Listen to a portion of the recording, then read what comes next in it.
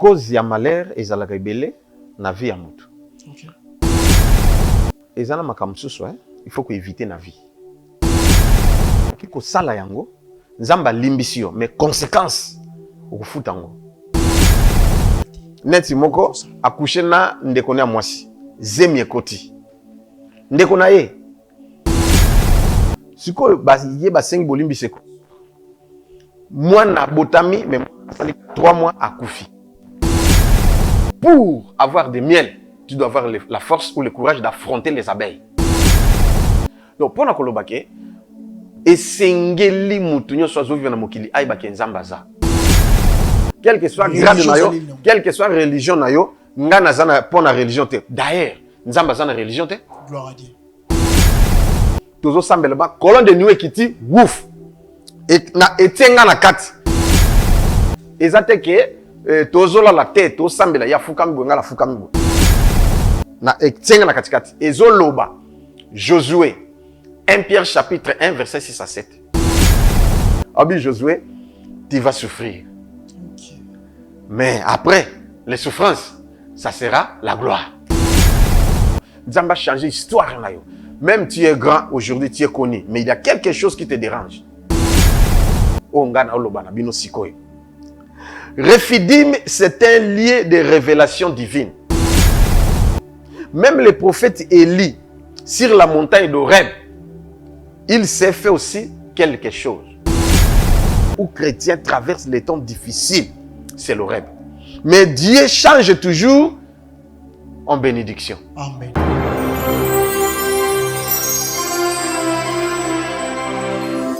Chez Bissot Télévision, la chaîne qui vous ressemble. Mesdames et messieurs, bonjour et bienvenue dans votre chaîne chez Bissot Télévision, la chaîne qui vous ressemble. Merci de la confiance ainsi que de la fidélité.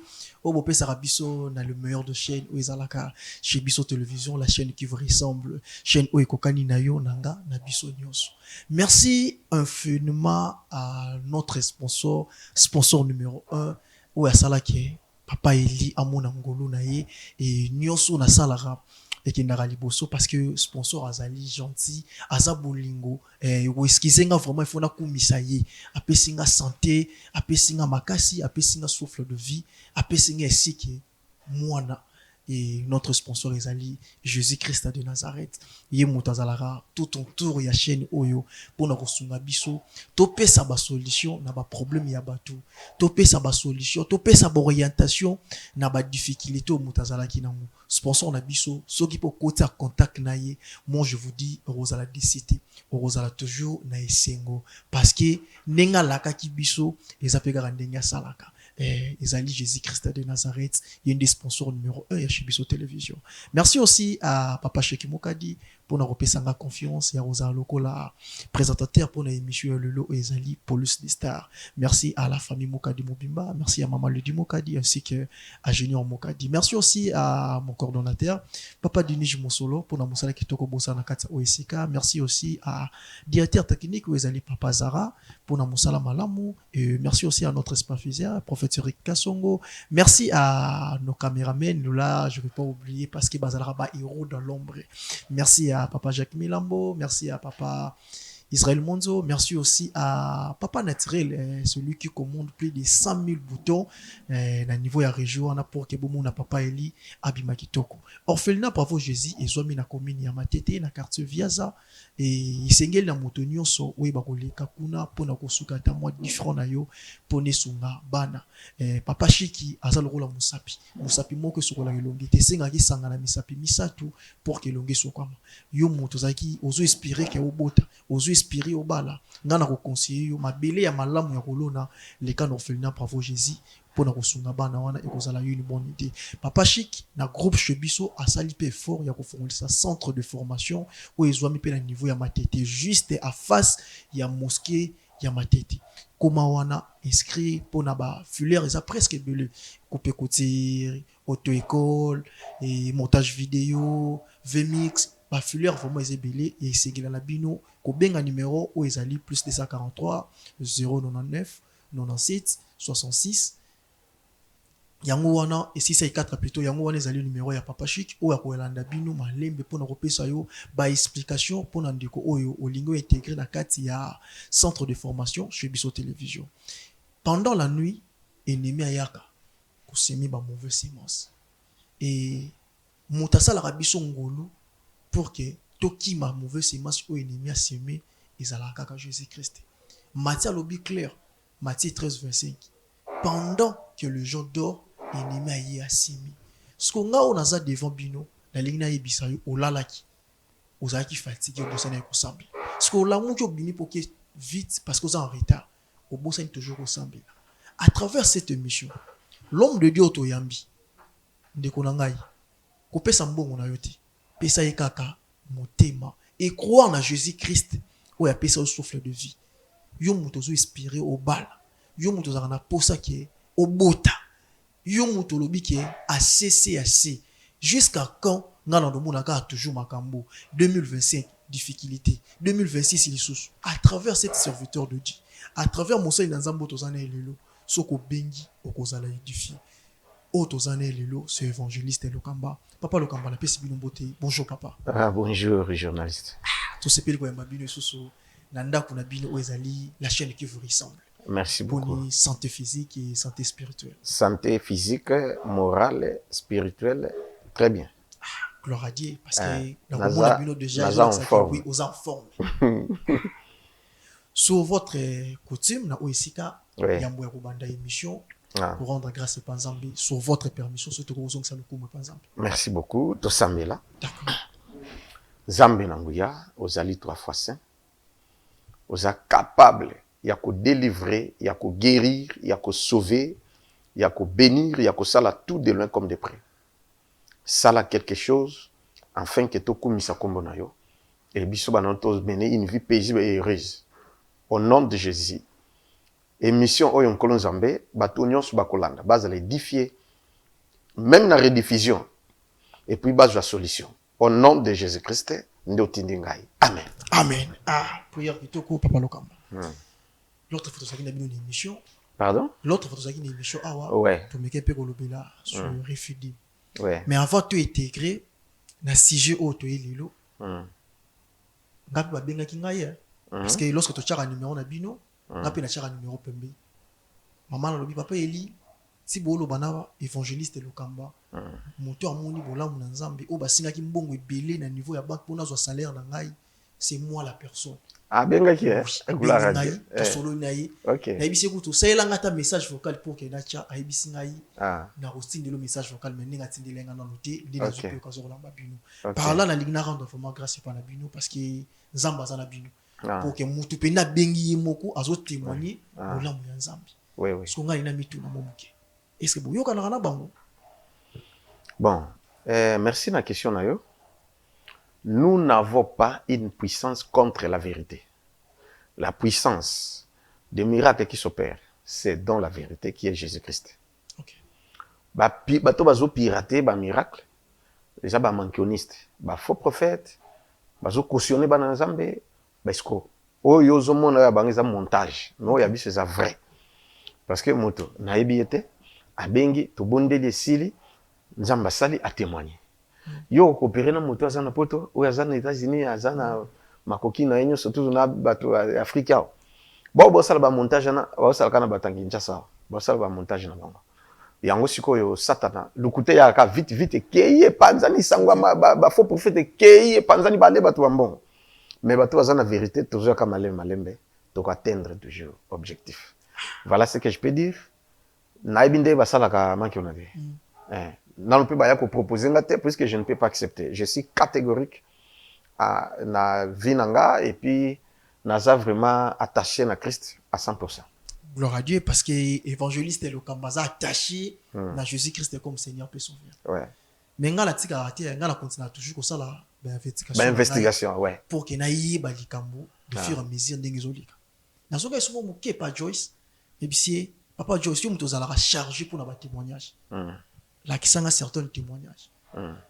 La monde la dame en question. Azaki na difficulté à Moussala.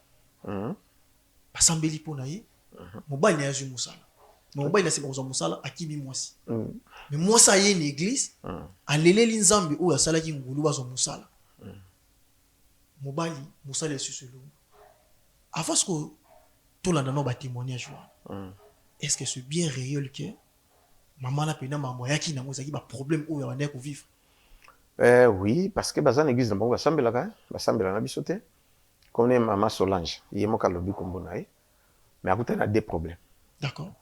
Il y a les bosso, Mbala Jumusala, et pas ministre. Et tant que nous avons un Kimindako. Il y a mis balé, il y a malade. Ba meki l'hôpital, ba meki même l'église na bango rien, moto ke kufa. Nde kone moko azan mbani na poto. Mobale ya poto. Nde mutayibisi bango bo benga pasteur oyo. Ye pa bisi non, nde ba yo benga, ya boya likutu ke ba pasteur mi baza ba ventire ba yibika ko lia mbongo ba ni tout ainsi de suite. Ba mite to mekanano. Kirisma ba ekola nanga pe na TV. Tant ba moni ba miracle ba to témoigner assure nde bayoya aye to sololi na ye na bisie ngalo bonde la pona mais après 3 jours obika mais moi neni mobali na yo aobona makambo yela ye aozonga na ndako et il est vrai mobali balongwe na musala dans 3 jours quand oyo lobaki soudain miracle c'est ya biki complètement guéri et puis nani mobali na ye balongwe na musala siko ko mpazo nga ndako aye akomi na avenir na coin ya lupango abatami autinda batu ba sengela mosine bolimbis ba sengela mosine bolimbis musale longwe ka abo et puis ministre bingani ka 100 pourtant yeba bit kasi moi erreur ka mokete oh là là nzamba sala bongo alors il s'est fait que naibsa que déjà limbisaye a mobali ya vina tant paye a limbisi et consort que bazongani nde mobali pe aye to bondeli allez mobali siko banga azu musala mususu ya bien koleka place azalaki oh là là ce qui a fait que musala longue mais azu musala mususu ouais ce qui a fait que et benda même famille na ye grande sœur na ye bandeko na ye na mibali ya grande sœur na ye na tout donc famille obimba baya na l'église OK kutu mobala grande sœur azam médecin na mama yemo donc au moins famille obimba baya na l'église à cause ya miracle puisque il ne croyait pas qu'il y a robika. Et dans Zela na ye, ezalaki na garçon moko na veni Bulungu. OK. Nangaba. Azala kache, azala sportif, azali kache tout bon. Baki si bisimba simba ndeso ay sonné abeli mutu. Kai pana bango. Ya ko kanga basinga ba meki po matete wa telema isimbite sen petit isimbite a commis déjà libon. Ba meki na ba église rien. Ndesko ba yo ya na ye. Tant ba yene ba kangi ba chaîne. On a biso to sambela na wi bo fungole ba chaîne na sportif aza mettre ngavi botika ye bo fungola ba fungoli frère ubiki ici c'est comme ça qu'il ici oh là dès lors akena musala soda edos akena musala soda OK oui a soda siko fardc prière té kakande ubiki na yo ici bo fungole ubiki frère ici non oui passer une semaine en église ozola la kaka botika asfanda kaka et c'est comme ça ti akepe azu baptême ici a comme bien et tout ici à quoi l'église ti apprendre a signé le quoi azaki na diplôme d'état naé a kene musala soda ti lelo bon pour dire que ba miracle na ezali sûr palpable vérifiable moni na soki na tanga ba kombo na ba adresse je donne moni yepe ya opesa na kombo na adresse na mobali naé et puis l'autre témoignage là ezali un jeune oyo pe azali ko débrouiller et puis azali pe sportif. Alors, il s'est fait que a joué choc awa ti ezu ba panzi nyoso donc et bougete moi que musa les témoins. Oui, ça le roi deuxième témoignage. Deuxième témoignage. Excusez papa. Non, TV za ndenge mona radio te. Ouais. Et ce qu'on appelle la bande qu'on a ba muna nanu pour que ba yeba man papa le kambazo lo ba c'est bien réel.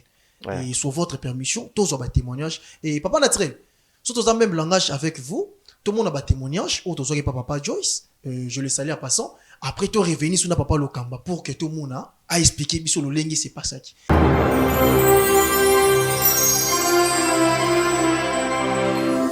Chez Bisso Télévision, la chaîne qui vous ressemble. Maman Bijou, avant Nangaba, n'a venu Zaba numéro 28. Est-ce qu'on lui a témoigné Zaba na second souffle à Salé Nicolas? On a témoigné Zaba pour Asali Makamane, la vie.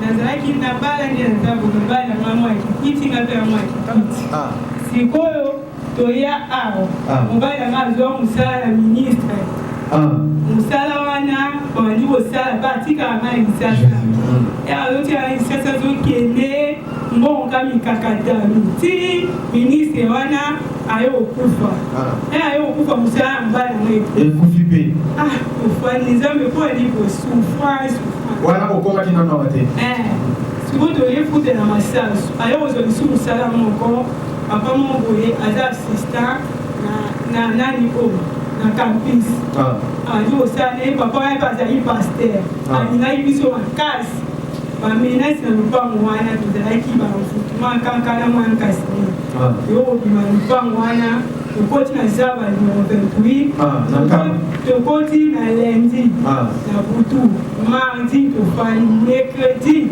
mobali nanga abimiaki mosala na ntongo nga mpe naobela nayoki ka abenga badizer oyo nasali accident nzambe asali accident ndengeni biso tokoti ndambo ya sika oyo nasali accident na kiyimbi nabimaki nayebisaki ata motu te nake naputi ye mpe na major bima mani nabiki mobali nanga namoni ka saint esprit oyebisanga nga lobela ye nalobeli ngabia accident osali olongwe mosala mpe mbongo na biso ozwa te o mama po aninga bina nga moko nalobi bongo amemiki esika asalaki accident naondima te ayebisi nga bina asali na mosala ngai chauffeur 25 ans nasala accident boye te place okutu mutu oyo naolakisa kokosala yango te naye kozonga na pasi na motema mosala mpe esili aye abengi nga na point po mama eyaka na ye po alongolangaka basusi oyo komela masaka te nga binamela lisuku te oyongi ngai na ye toyonga na peyate na zongi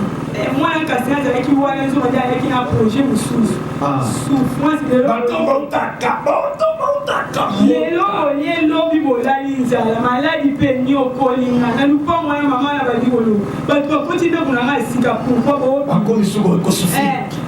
mama bandi kobondela mama wana ti moko mosusu petit sere na ngai aya alandaki oyo na tv tofongoli tv ya boye petit sere na ngai aza mobali na poto aye ayebisi na bi aye bijo okokende na paster wana nayesinga binga naoke te ngani aza boye natamboli ebele na mati ya babisi nango baji banzela lufu na nsima moko apesi mpe bapaster bamoko ebele baprofeser ezobiminanga mosusu abimisenango namoni yo boye sala boye lobe okobika te soki opesi mbongo te okufa na pesa me obika pete mosusu o ndenge ozokende na mbongo na bino ekikuici okende kufa nga na mbongo na opesa me jour oyo karim boyi petit sere ngai na bondela makasi azokota bagene opesaki yela ntango na oseki ekuta ti nafandi kaka bite aoyebisanga bongo vendredi mwana kasi mobali nanga oyo amenesei biso ayi abiye biso nazala posa kolobela eloko moko bana naza baleluya oyebi kati na ye te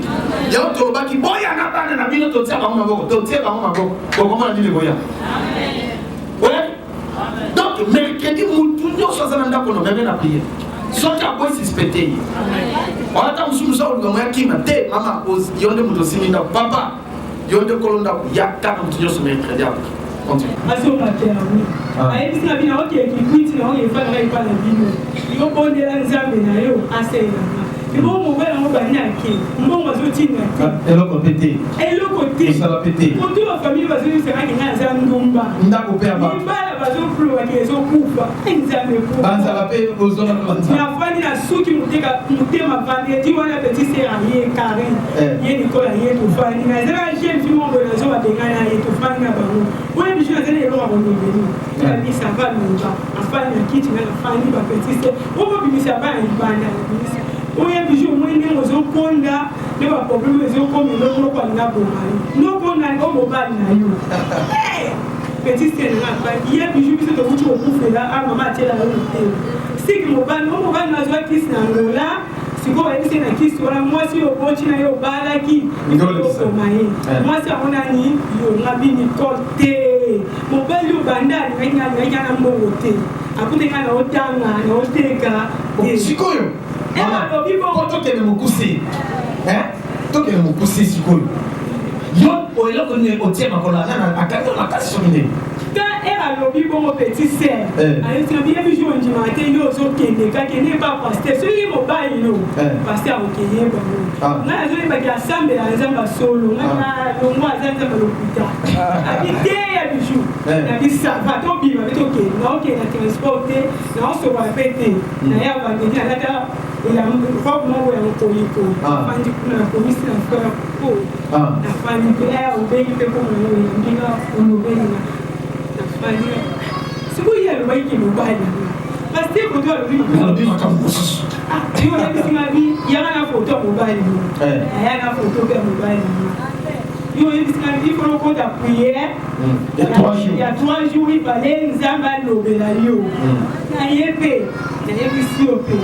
dimanche, on va dire dimanche, on a tout le temps, et ça, en foutumaté. Alors, on va bilamba,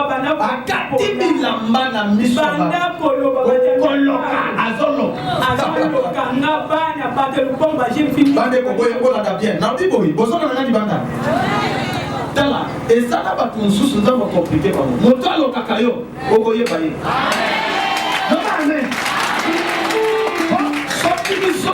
Binisi malamo ko ba pasteur mo ba ko mo na ko ngana bo le ko na kende sala 3 jours ya kama futa mbali ko prier makabe sali amoni papa David na mission pas continuez. Et on va dire le maman, n'a pas dit que la seconde pas jeune fille na maman va dire que bête là. On dit que bana, on va dire le maman ba il na yo a besoin ka vite. Yo na mobile mo ko super mais ba ya bino e mo kabwana. Nabi ina l'autre qui a mo ba c'est vrai que monde était né était meilleur. Ce qu'on kabwa ina mobile yo zo kufa nzambe.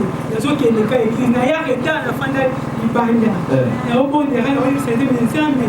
Ceux qui parlent les airs là, ceux qui nous salent nous topent ça nous parlent là, les naniati ma polo a, ils parlent à pèse. Oui aussi les émissions non bon pour envie malédiction à tout le monde. Lundi, mardi on va coup de téléphone. On va bien il est silica bi maman ko silicate.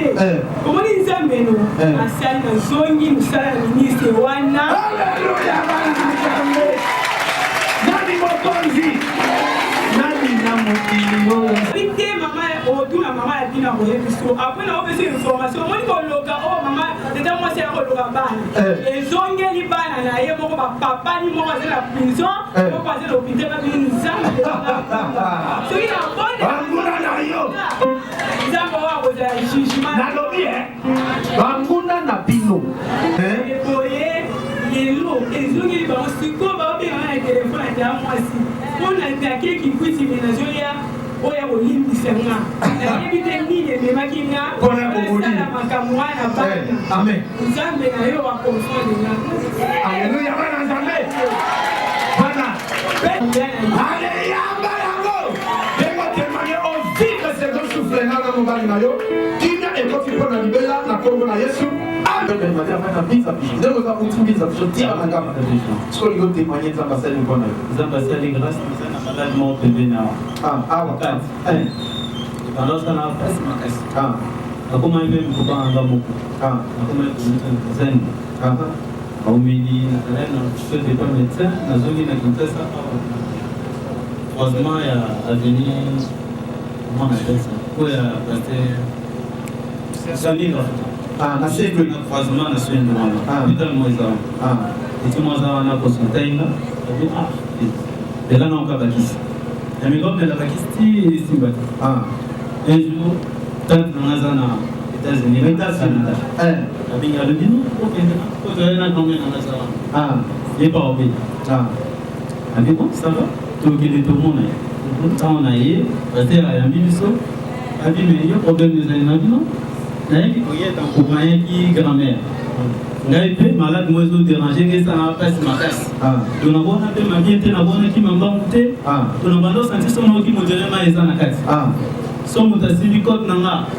moyen douleur ya makasi namela bakisi komel bakosomela j'ai dit au paster na non paster sambela mpo na nga malade ezoderange na makasi asambela une seule fois ti lelo naza loma donc malade eza te elingo na yango nzambe abikisi yo alleluya eske okosala pompage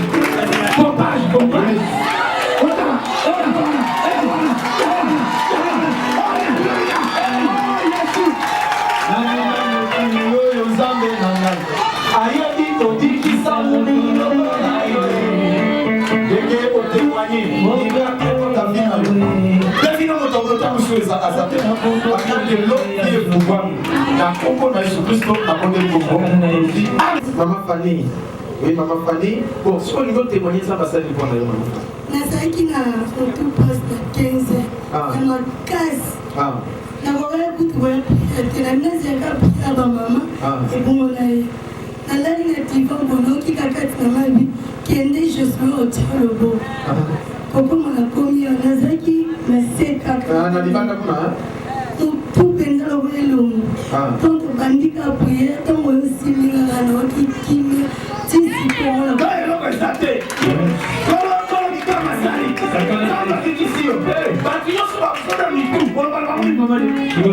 nayebi te modele esalaki nga na ndimba ekutengela oyoka te alleluya bana nzambe eka maboko mpona ntango abikiso mpona libela asa liso miracle mosusu na nkombo na yesu na deklare yango tolobi amen.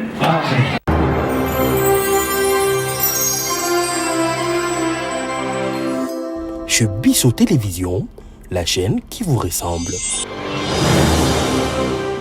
Merci beaucoup à Papa Naturel pour la moussala kitoko et Papa Lokama.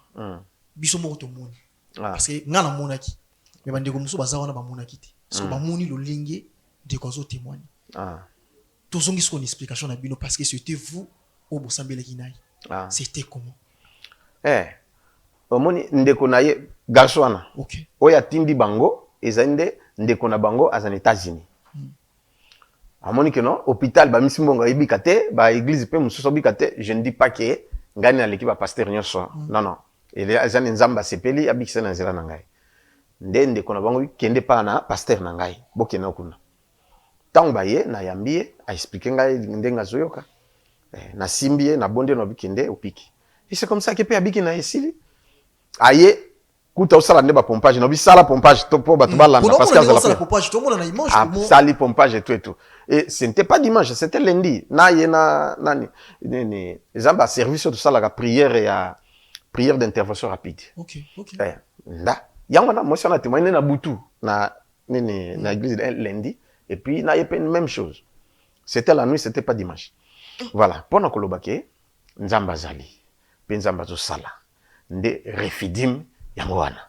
Refidim. La repos. C'est qui miracle n'ingue s'opéra kawana. Moi question qui a fait étamblé na terme na biso eza refidim. C'est pas ange. Bazara na sima maloba na yo. Pona ko accompli ou yo lobi to yemoko o batumso la batata mokili. On a l'autre que Jésus Christ n'est muté opéra ramuto. OK, merci beaucoup. Omoni tout ce qui s'est fait ici sur la terre est à photocopie. Il y a l'icolo. Ce qui dégage salami na Congo, to ma bema ko salami ezongela nani Fachi. OK. Mais Fachi mutabomi bato anate eza peut-être basoda na etoni. Ce qui peut bola moko salami ba tongi nini Fachi mutatongi te mais ekozongela bato ndeta musu ba chinois to ba congolais ba gouvernement financé le coup mezonga wapi et panaï. C'est comme ça. Nalo ba photocopie, voilà. Il y a zana ciel photocopie de salama. Donc, ce qui Nzambe azali roi, il arrive des fois, yemoka kitaka. Mais souvent, atinda ba anjinae. Bo baza charge na ba domaine nyonso. Même yemoko, tanga zalaki. Mutaye ko lukai. Nani mwana na ngai na tika zobela to abi kende abiki. Et sur place abiki. C'est-à-dire ba ange ya Nzambe baza en œuvre pour na kusala musala wana. Monsieur Soupé, yemoka komi, asimbi mutu, mutabiki, ainsi de suite. Donc, si moi je vis, Galates chapitre 2, verset 20. OK. Pona linga tozoloba, tozotanga. Voilà. Galates chapitre 2, verset 20. Et l'obinin. J'étais crucifié avec Christ. Et si je vis, ce n'est plus moi qui vis, c'est Christ qui vit en moi. Amen. Donc, c'est-à-dire, oh ngana zo sala, ezali tenga nga pe na kobeta tolo te ke moni na bikisi ye moto ala te nga nazata na puissance moko te ona kobikisa moto. C'est lui qui s'est incarné en moi, il vit en moi, il m'est apparu. Je répète que Yesu abimelanga pe abimelanga 8 fois. Ba ange na Nzambe c'est tous les jours. Ceux qui journée moko eleki tomi balé tomi omona, ils vont apparaître. Bisika nso balingi. Voilà. Alors, nakolo bana question na yoke ezali ngate, ezali Nzambe. Mususu ba ange na Nzambe, mususu Nzambe. Donc c'est-à-dire mais ba ange Nzambe basala kasi ordre ya Nzambe. Voilà, c'est ça. Section ezala maman mota la biso awa. Ana pour ma robota. So ka binga ozamba mo bana. Oh. Ngate mutu na pesa bana. Mais na obetela Yesu ntolo. Na beteli pesa Yesu ntolo. Ke yende muta pesaka. Soki ba ser mususu tina église bazali, bana ngo pe bazali. OK, ba longola ba trompe. Abali asali 15 ans abota te. Ba luki na ba église tout ba ibiseka okoko bota lisusu te. Lo ba Nzambe kaka. Mais tant aye na église Nzamba talisi ngai azana zemi. Ngabi na moni ona zemi. Pe Nzambe apesio kobota. Abi amen. Ba protocole ba pesi ka fandi ayaki kutu retard. Après culte na yambi pe été. Kaka même moi azu zemi. Ti aboti apesi mo na kombo winner. So ngai yangani. Na kolobake Nzamba opesa. Parce que celui qui a des pièces de rechange, des corps humains, c'est Jésus. OK. Gloire au Seigneur. Ah. Mais ça défi parce que na mokilo to komi nango excusez-moi papa le comme. Tous en temps oyo c'est maintenant ou jamais. Il faut tout le monde habiter comme ensemble. Ouais. Parce que so monta qui na ba place wana auto ko citer le noter. Certaines choses et mon na misu na mutu. Ce que vous appelez na maman mo boye alembi pende ko li. Balie bambongo. Balie yepe bambongo. Na hôpital na kotia ba faux prophète. Ba boti na mobali bana ba koma ba otis. OK. Mwana komaka ko ganga loi kizengi. Na yambi batebele o bazana bana ba autiste. Ba msuka na téléphone, ba msu na États-Unis na boko na tanga kombo. Aolandanga lobi to solaki na longuma, azana États-Unis, na Dallas. Mwana abutami akola autiste. Mama lela mikolo nyonso. Mais to bondeli abika kimbala moko te. To bondeli 8 fois. 8 fois. Na bisomba ka huile d'olive, na bonde na bi na la kisendenga osalela. Paf! Tant oui, fait que ba mon azonga normal, très intelligent il est là. Oh déjà ça fait 5 ans yango. Maman mususa ola nanga siko au Belgique na bana mi sato ba autiste. Mi basi mi balena mbali moko. To yawa afane na monga fula epa na bango. Et puis azo église na bango nyonso wana. To bondeli mi balé ba biki. Aw moko aya mwasi abikite. Nde bazongi tant ba komi kuna ayobenga lisusu. Tant tu sambeli kambala moko bu mwana musabiki. OK. Na yamba pe mususu uta Londres ayena mwana nae asai pe même chose abikite. Otanga zongi me na moni abenga lisute. Donc c'est-à-dire ngai te moto nazoko bikisa. Pe nazolo ba nazalaka franc. Po moto na oloba asa professeur à l'université. Kuna na Londres. Voilà. Ce qu'on a lobani. Donc na oloba vrai que le kamususu nzamba ko sala et senga une persévérance na yo. Et comme soupe, au meilleur mbala moko tiki, voilà, tant musu nzamba linga sala meyo lembi na oyo comme ça. Voilà, c'est juste pour nazolo bake. So kuta na mona bongo kubwa kaite ko s'inquiéter te bengana. Abengana. Solution est mona. Solution est mona. Au nom de Jésus-Christ. Amen, parce que au succès au nom de Jésus-Christ. Et la Bible nous dit, il a réussi le nom au-dessus de tous les noms. Muto akangaka ayebindenga ofumola. Papa le kamba de livre rabatu. Après ça solution. Ça veut dire ayebi pe bisika malheur et et là on y est salara mutu à vivre malheur azalaki bien mais soudain aboti bana bazuni comme exemple maladie autisme. Moi exemple muke na verset biblique histoire le roi ya Job. Aboti prospérité nyonso yi nango bien mais satanaye a racheté nyonso. Ezalaka di ya kwa mutu ko mana artwa. Mais du moins cause ya malheur ezalaka ibele na vie ya mutu. Cause ya malheur ezalaka ibele na vie ya mutu. OK. Cause mususu cause ya mutu ye moko a cause ya malheur. Akendo simba kisi. Tope ya lingai mwasi ya batu. Tope sisi pa bete mama na ye, to beti papa, to asali inceste, to ni tutu, to ayiba kelo ka mutu ba lakele mabe, to ba bwa kele sort, mauvais sort, voilà. Deuxième cause ya malheur ezata mosusu yo oza innocent mais baparent basalaka eloko boye nde cause ezokita epa na bana génération 4e génération même mid-génération. Alors et puis cause mosusu ya malheur eza yo eoza kutu innocent oyebi likambo te satana nde azoluka yo yango esala bongo. Dernière cause ezali nzambe ye moko solution be prive et nyonso wana eza na solution yango refidim ndeye. Ok. Peut-être sa solution ya makambo wana refidim nde moto ye pe sa solution ya makambo wana. Ouais. Pour que tu aies un refidim, loi ya karma, comme un exemple, n'a pas commettre mauvais actes. Na bimina moi sa moto, n'a pas l'homme de Dieu, na tout béli. Zamba limbisinga. Est-ce que ma béwana na opéé en kaka to ne zamba limbisinga ma béwana pe effacer mais ezana makambo susu il faut que éviter na vie. Gloire à Dieu. Okoki ko sala yango nzamba limbisio mais conséquences okufuta yango. Ok. Vous comprenez? Ok. Il y a d'autres choses au commettre yango mais conséquences au subir conséquences na yango. Nzamba limbisio lola okokota. Ok. Mais conséquences au futa. Ah, voilà. Souffrance. Voilà c'est ça. Voilà c'est ça yango nobi. Gloire à Dieu. Eza question bien mais eza makambo il faut ko éviter. Ok. Na pesa kinda mutu moko abeti mama na zai maître to sala sport na ye. Abeti mama ya botiye makofi ba isageri tout mama yoka nini baye na famille basali tout basengi ba bolimbisi tout esili basali ba cérémonie sili akomi ko sambela avoyage Angola atika kozata eloko te soki azui basiko soki azui ba yibi ti poazonga kuna abela batina ni mbongo poazonga akomi même na serviteur de Dieu atika resirte. OK. Vous comprenez? Ti akufi. Vous comprenez siko? OK. Donc nzamba limbisi akoti na elolo mais loko wana nzamba ofutisi masumu tolozwa David alingi mosi abato abomi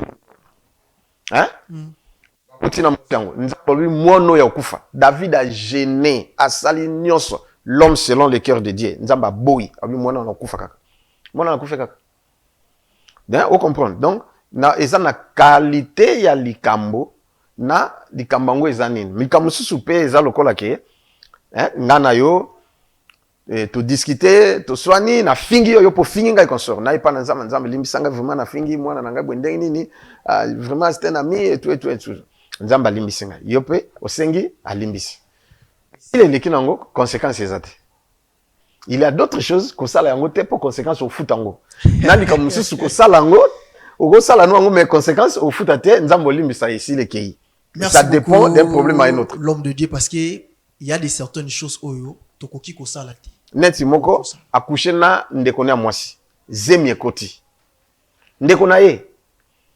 J'ai tant de choses à dire mais du moins eza télévision. Siko baye ba 5 bolimbi seko.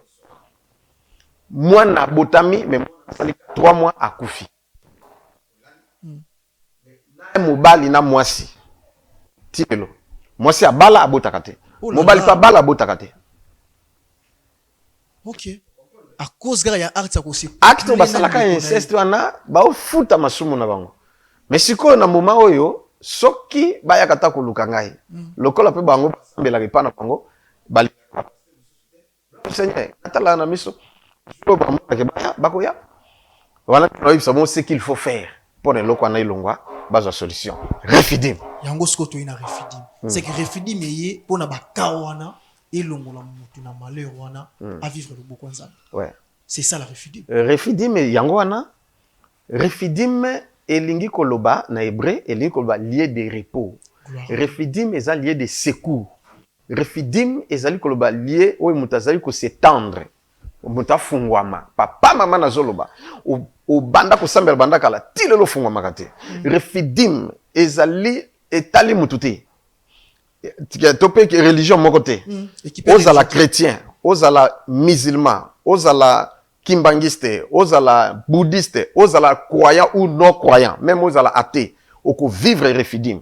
Parce que refidim eza non seulement lieu de repos, mais avant le repos, avant le secours, il y a des épreuves. Parce que tout le monde na refidim, tozokuta sikoyo ke bato maesili na Exode chapitre 17, verset 1 à 17. Maesili biloka kolia ezate ma ezate. siko bapesi bazwi biloko kolia mai zate nde nzambe ko pesa mai mais apesi wapi na libanga rochango ezalaki Christ. Amen. Mais encore na kati na Refidim tokuta montagne ya Horeb.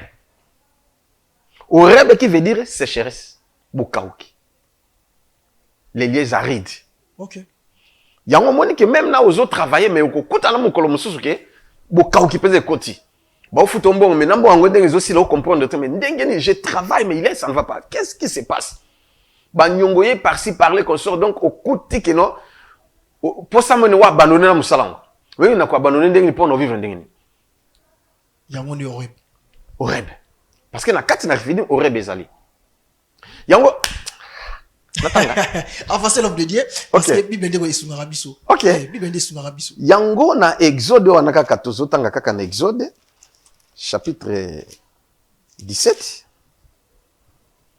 Yoka toute l'assemblée des enfants d'Israël partit du désert des Sin selon la marche que Nini sont. Alors le peuple chercha querelle. Pourquoi? Nini selon la marche, les marches que l'Éternel leur avait ordonnées. Et ils campèrent à Refidim, où le peuple ne trouva point d'eau à boire. Yoka sikoyo na zoloba awa na sauter bino bokotanga même na nini? Na 5. L'Éternel dit à Moïse, passe devant le peuple et prends avec toi des anciens d'Israël, prends aussi dans ta main la verge avec laquelle tu as frappé le fleuve et marche. Et voici, je me tiendrai devant toi sur les rochers d'Horeb. Tu frapperas les rochers et il en sortira de l'eau. Oyoki sikoya. Ah oui, les rochers, libanga ya nini? Ya Horeb. Mais sikoyo nasi na lobi ke Horeb ezali sécheresse. Horeb ezali lié moko aride.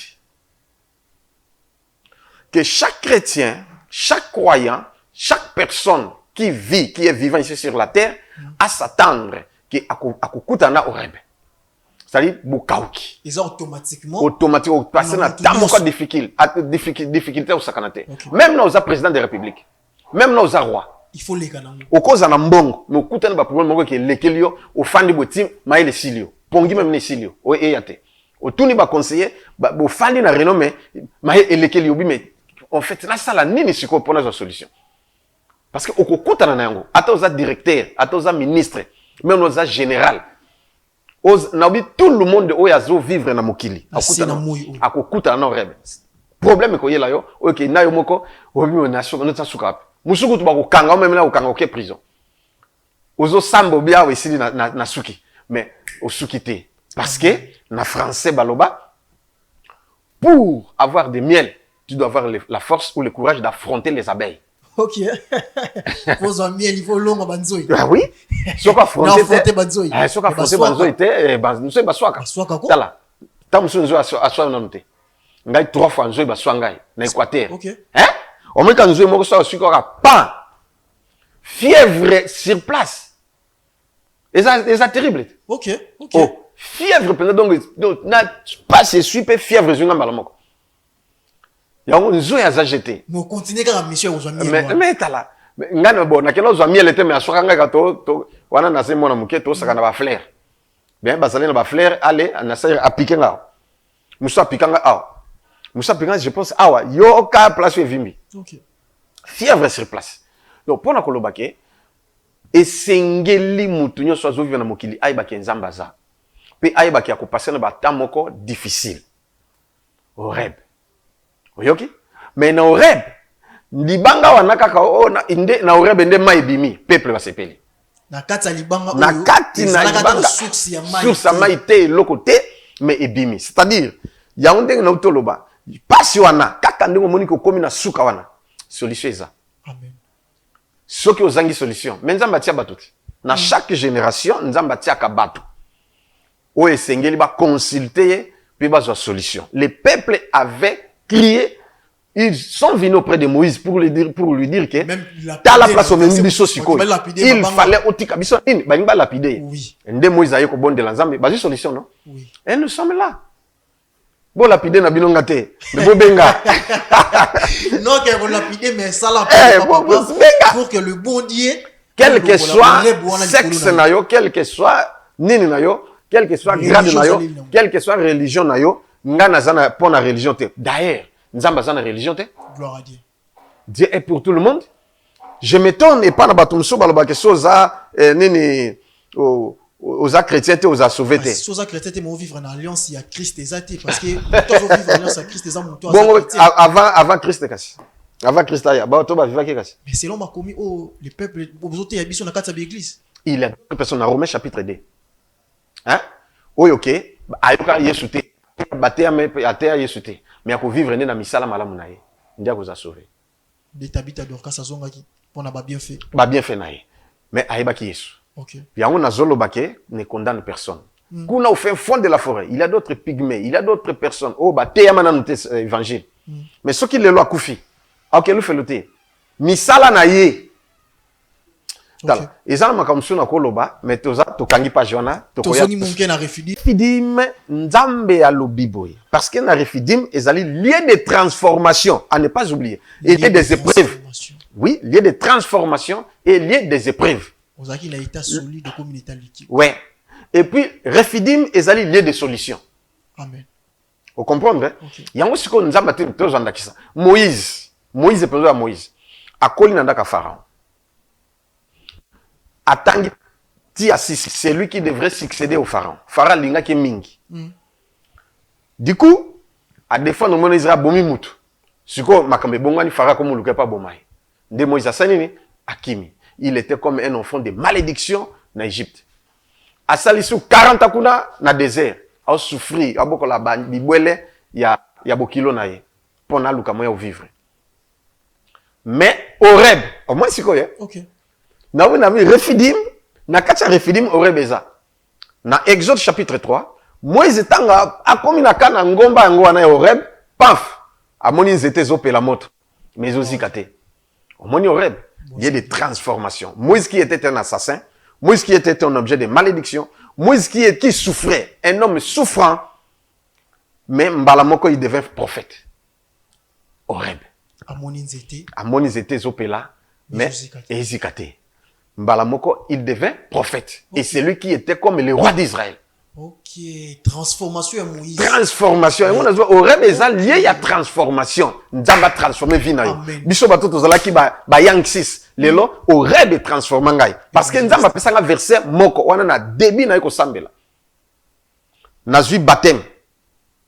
To sambela ngana berger Silas. Stani Alula, nabi que grand frère Jean-Willy Azola nanga zana poto, na mama Gabi Alula, bola nanga tante na nièce, nza pambola bino nyonso famille Alula parce que eza famille ba soutenir nga makasi. Oh gloire à Dieu. Ah oui. Na ba preuve nanga. Voilà. Alors, to sambela ngai na stani to fukami. To méditer, to siko méditer, to tie Bible pembeni.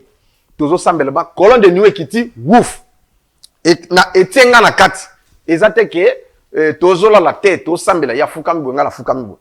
Colonne de nuée qui dit ouf na ektenga na katikati ezoloba Josué 1 Pierre chapitre 1 verset 6 à 7 je ai répété 3 fois colonne de nuée et disparaître. Oh oui to kati prière nanga naye to weleli ba Bible pour to tanga eka to tanga Bible abi Josué tu vas souffrir. OK. Mais après les souffrances ça sera la gloire. OK. Oyoki natanga Gloire à Dieu, l'homme de Dieu. Tant posé un verset au Saint-Esprit nous t'a révélé qui bino. Ouais. 1 Pierre chapitre 1 verset 6 à 7, il dit, c'est là ce qui fait votre joie. Quoique maintenant, puisqu'il le faut, vous soyez attristés pour un peu de temps par diverses épreuves. Afin que l'épreuve de votre foi, plus précieuse que l'or périssable, qui cependant est éprouvé par l'effet, aille pour résultat la louange, la gloire et l'honneur lorsque Jésus-Christ apparaîtra. Oyoki sikoya. Abi ata ozo souffrir sikoyo. Ba épreuve wana ezo sila, refidim ezali pour un lieu de transformation et transformer vie na yo. Moi qui étais mendiant, moi qui étais souffrant, moi qui étais phasé enfant de la rue, moi qui étais receveur et à combi et ainsi de suite. Mais aujourd'hui, Dieu a changé les choses parce que j'ai vu l'Horeb. Okay. J'ai traversé l'Horeb. Et à partir de l'Horeb, j'ai vécu le Refidim et après l'Horeb. Mais à partir de la transformation. Nzambe a changé vie na yo. Nzambe a changé santé na yo. Nzambe a changé histoire na yo. Même tu es grand aujourd'hui, tu es connu, mais il y a quelque chose qui te dérange. Refidi meya, aurait bezali. Comme ça, tout semble là, Nzamba peut sa solution. C'est la raison pour laquelle. Quand je suis arrivé ici, dans votre bureau, hein, dans l'antichambre nabino, Dieu m'a parlé, nazui nabandi kokoma, makambo Nzamba lo banangai. Parce que, non, comme on a mis sur Bangouni surtout en bazali, oui. Bon, Nana Zalaki na programme, il y a jeûne et prière, Moussoussou, sur place, Nzambe a changé makambo. Ce que je vous ai dit, ce n'est pas ce que j'avais préparé. Ok. Oui, ok. Ce que j'avais préparé, c'est ça. Oyo Nzamba lobinanga, nde yango. Oyo ngana olobana bino sikoyo. Refidim, c'est un lieu de révélation divine. Refidim, c'est un lieu de transformation. Même le prophète Élie, sur la montagne d'Horeb, il s'est fait aussi quelque chose. Avant à traverser des airs. Mais un ange est venu pour nous passer biloko. À la mission bilia biloko parce que ça a 40 jours en marche. Allié, n'de pesa que force atamba 40 jours 40 nuits. Ndako comme na montagne nini Horeb. Nzamba lobela ki asala ki makambe bele katina ye. OK. Et changer mbala moko vina ye. Chaque croyant ou chrétien traverse les temps difficiles, c'est l'Horeb. Mais Dieu change toujours en bénédiction. Amen. Oyoki sikoyo. Amen. Yoka sikoyo. Horeb, c'est un lieu de rencontre divine. Horeb. Ah, nabomi makamsusu.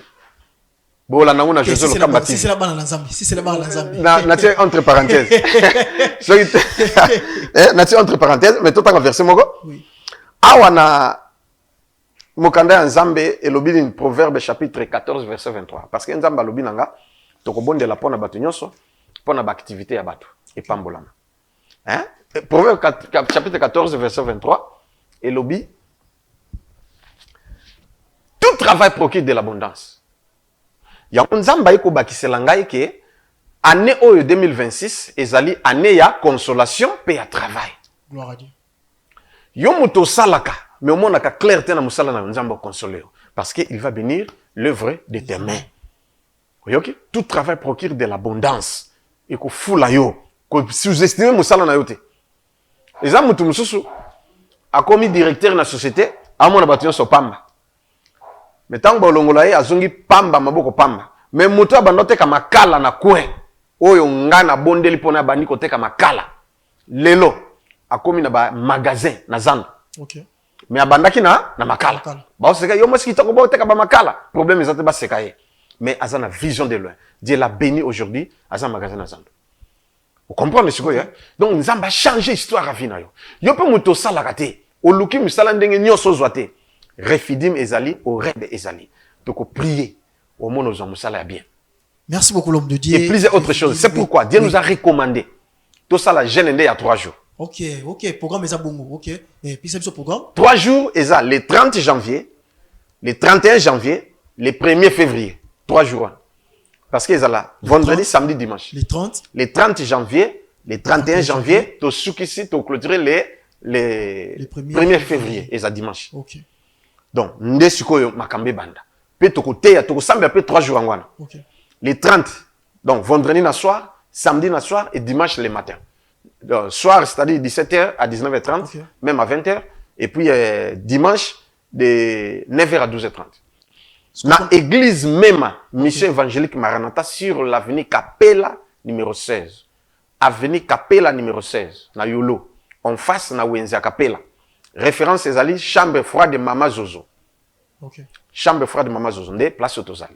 Biso ozali colonne étage, chambre froide na C, batia pe panneau à Paris foot na lopango. Pour la référence. Voilà. Parce que pour na bato au bazar à l'étranger et moyen une bosse organiser na kati église même pour na bon pe ba vivre Refidim.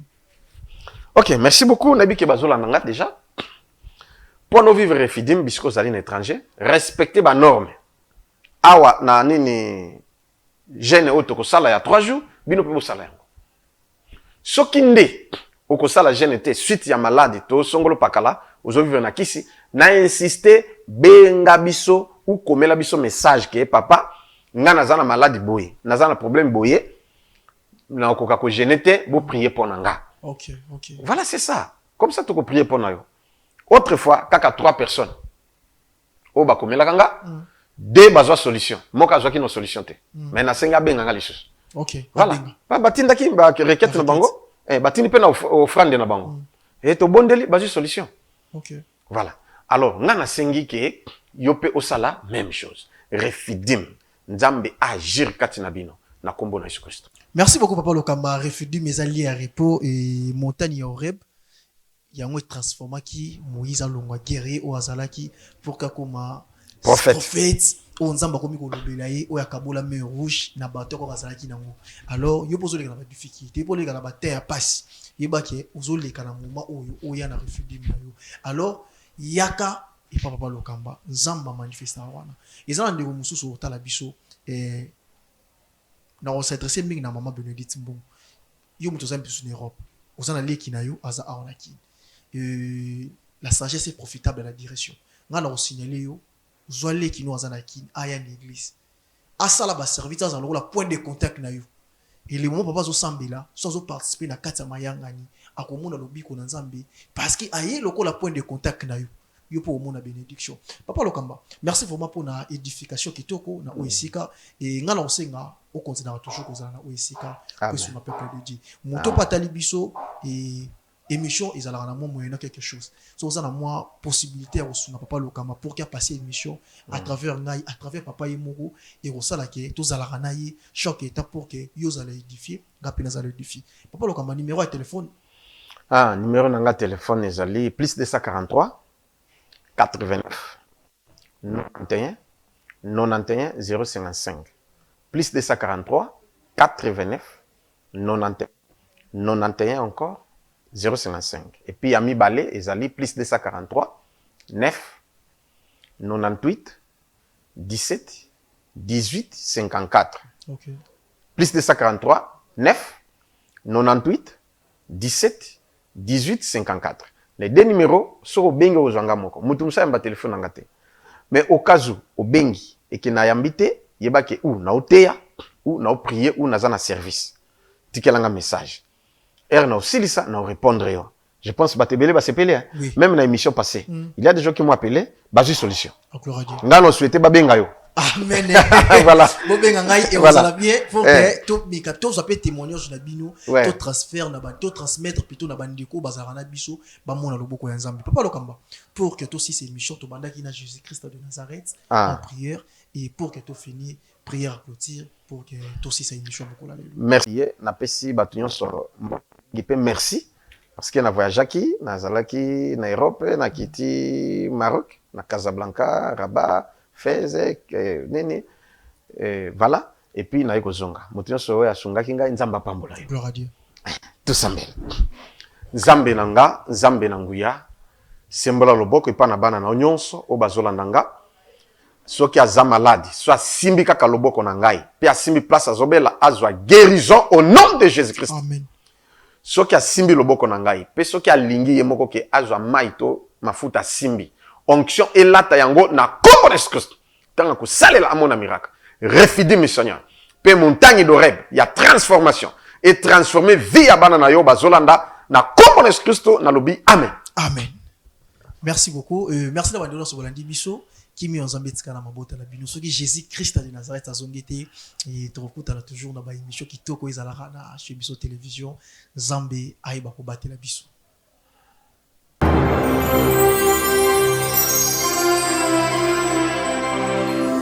Chez Bisso Télévision, la chaîne qui vous ressemble.